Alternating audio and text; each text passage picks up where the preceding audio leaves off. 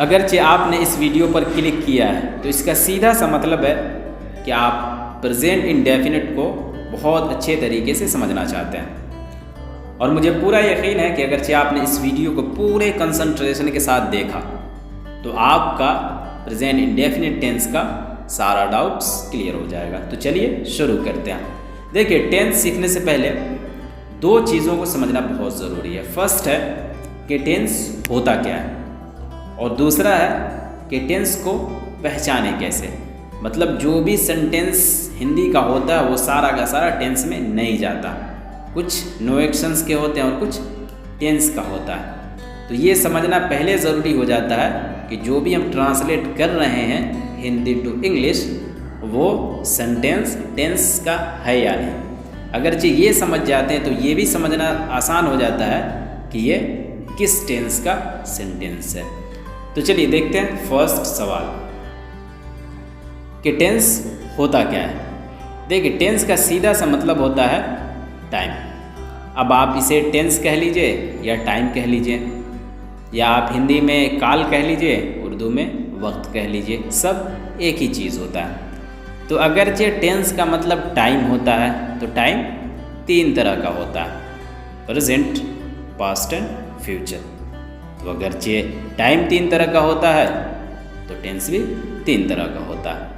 तो ये हो गया क्लियर। मतलब टेंस किसे कहते हैं? टेंस टाइम को कहते हैं और टाइम तीन तरह का होता है, प्रेजेंट, पास्ट एंड फ्यूचर। अब देखिए दूसरा सवाल पे आता है। दूसरा सवाल ये है कि कोई भी हिंदी सेंटेंस को हम पहचाने कैसे कि टेंस का सेंटेंस है या नहीं। तो इसे पहचानने के लिए हिंदी के वाक्य में अब दो चीज़ों को देखेंगे। फर्स्ट, उस सेंटेंस में कोई काम होगा और उस काम के साथ टाइम का जिक्र किया होगा। क्या काम होगा और काम के साथ टाइम का जिक्र ज़रूर होगा। चलिए एग्जाम्पल के थ्रू इसे अच्छे से समझते हैं। तो एक एग्जाम्पल है, बच्चे पढ़ रहे हैं। एक काम है इसमें पढ़ना। कब पढ़ रहे हैं? अभी। मतलब क्या कि काम के साथ टाइम का जिक्र हो गया। दूसरा एग्जाम्पल है, वह घर चला गया। घर जाना एक काम है और कब गया? पास्ट में गया। मतलब क्या कि काम का भी जिक्र हुआ और काम कब हुआ इसका भी जिक्र हुआ। तीसरा एग्जाम्पल है, मैं इंग्लिश बोलूँगा। इंग्लिश बोलना एक काम है और कब बोलूँगा? फ्यूचर में बोलूँगा। मतलब क्या कि काम के साथ टाइम का जिक्र तीनों वाक्य में हुआ है। मतलब इससे साफ है कि ये तीनों सेंटेंस टेंस का है। तो चलिए आज हम लोग सीखते हैं प्रेजेंट इंडेफिनिट टेंस को पूरे डिटेल में। तो सबसे फर्स्ट सवाल आता है, फर्स्ट स्टेप आता है कि प्रेजेंट इंडेफिनिट टेंस को पहचाने कैसे। देखिए यहाँ प्रेजेंट इंडेफिनिट टेंस को पहचानने की बात हो रही है और इससे पहले सिर्फ टेंस को पहचानने की बात हुई थी।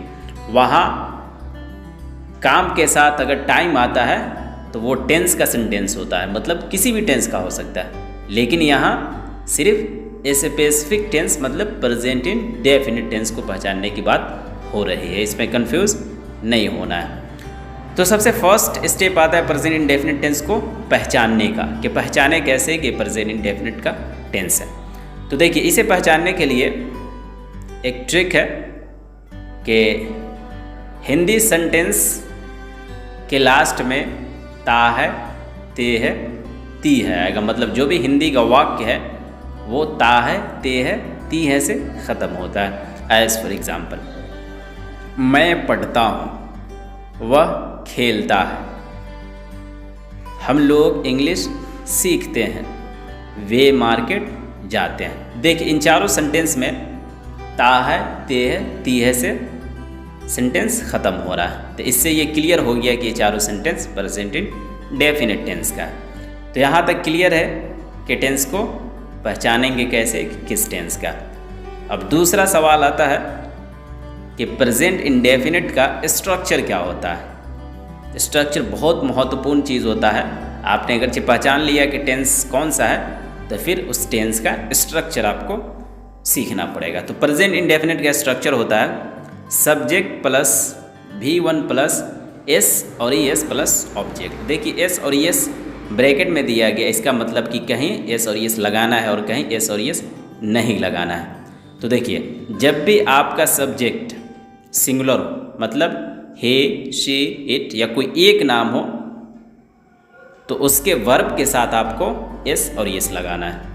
मतलब क्या कि सिंगुलर सब्जेक्ट के साथ उस सेंटेंस में जो भी वर्ब हो, उस वर्ब के साथ आपको एस और ई एस लगाना है। बाकी अगर जिस सब्जेक्ट आपका प्लूरल हो, मतलब आई, यू, वी, दे हो, तो इसके साथ आपको एस और एस नहीं लगाना। तो ये भी आपका क्लियर हो गया कि किसके साथ एस और एस लगाना है और किसके साथ एस और एस नहीं लगाना है। अब चलिए एग्जाम्पल के थ्रू समझते हैं।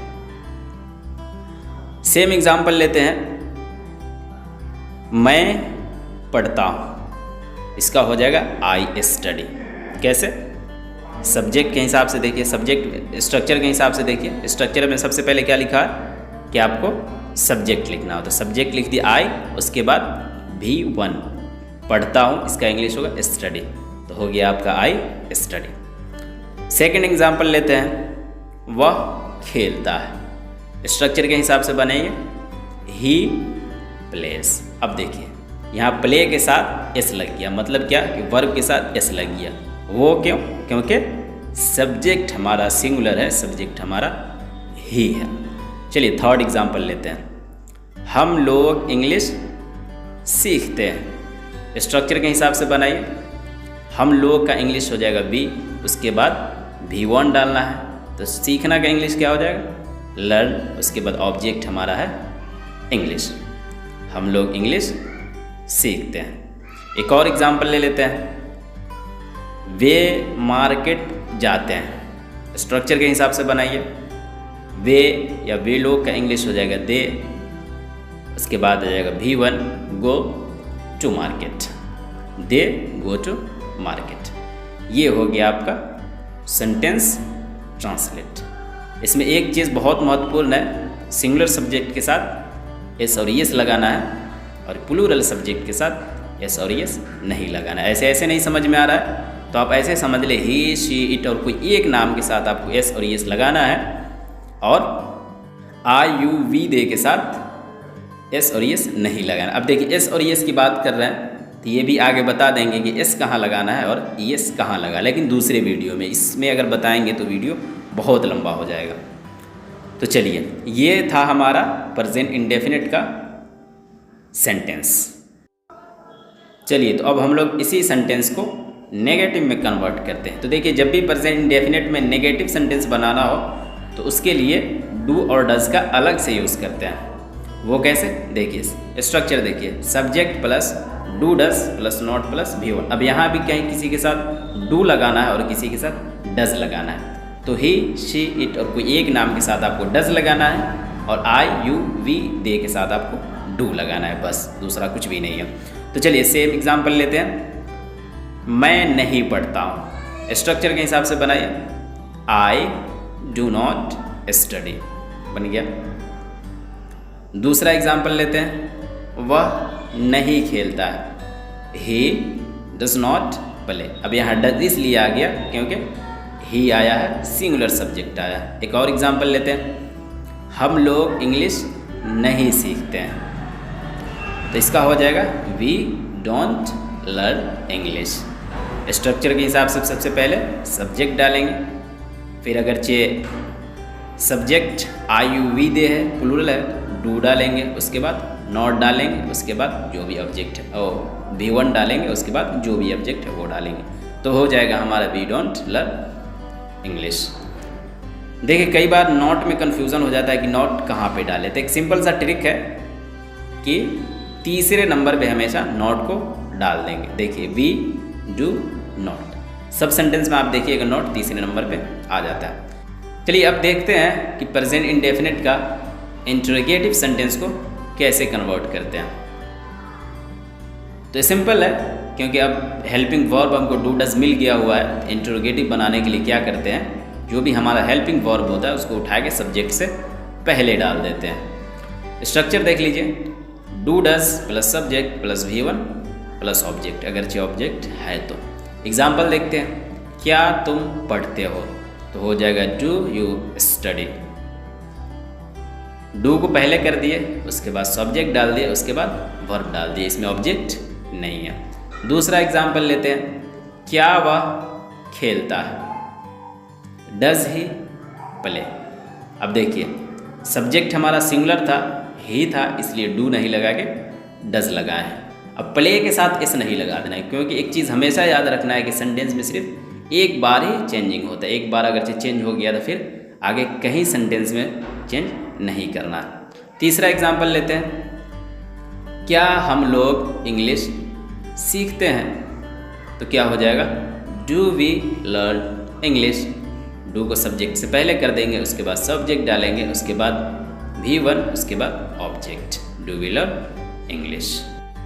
तो ये था हमारा प्रेजेंट इंडेफिनिट का रूल, जिसमें हमने सीखा एस और एस कहाँ लगाना है, अफर्मेटिव को कैसे बनाना है, नेगेटिव को कैसे बनाना है, एंड इंटरोगेटिव को कैसे बनाना है। तो उम्मीद है कि आपको बहुत अच्छे से समझ में आ गया होगा।